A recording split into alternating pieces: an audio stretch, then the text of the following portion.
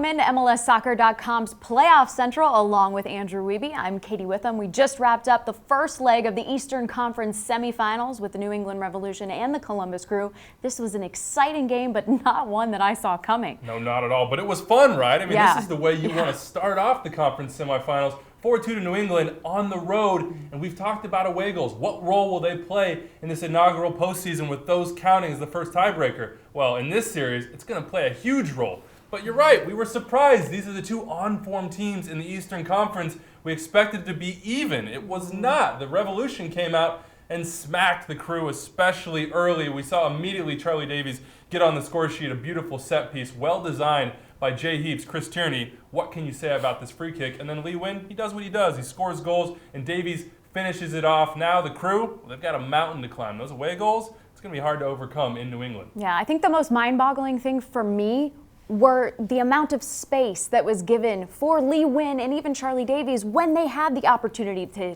take a shot. Look, Lee Win is an MVP candidate. When you see him in the open field, you can't backpedal. You can't let him run at you. And that's exactly what the Crew did. If you are Greg Berhalter, you look at this tape and you wonder where the aggression was. Why isn't Tyson Wall stepping to the ball? Why is Michael Parkhurst letting this guy run in the open field? I think what happened is New England allowed Columbus to push forward, and then they took advantage of that space. Lee Win gets in the open field, as I said. Jermaine Jones gets taken out. All of a sudden, it's pretty much a 3-on-1, and yet he still somehow gets in a position to score. He's been doing it all year. He does it again. And then to let Charlie Davies do that to you just a few minutes later, that's going to be infuriating for the Crew. That's something that they have to fix in that second leg. Almost as good as the goals, the dance moves. Let's take a moment to appreciate those a little bit.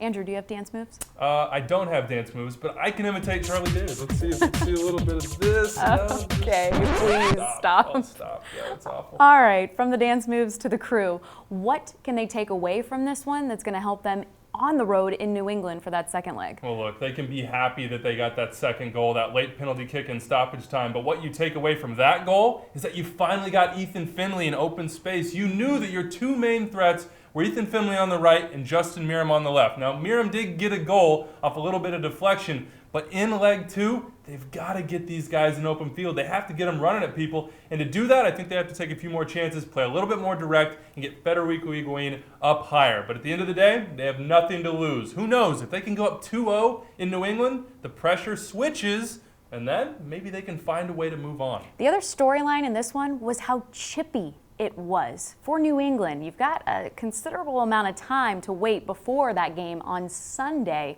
What are they thinking? Look, chippiness, that just comes with playoff soccer. This is an old school Eastern Conference matchup. That was going to happen. We already saw Shawnee and Jones get into it in the media before this match. But if in New England you look at that and Jay Heaps goes to his guys and he says, no more. Cut the extracurriculars. You cannot do this in leg two because we can't afford to have any of you suspended if we want to go on to MLS Cup. But on the other side of it, tactically, you keep doing the same thing. You invite that pressure and you try to get out on the break. You let Lee Win pull the strings. It's working for you right now. Well, that's what we think about today's game. We want to know what you think.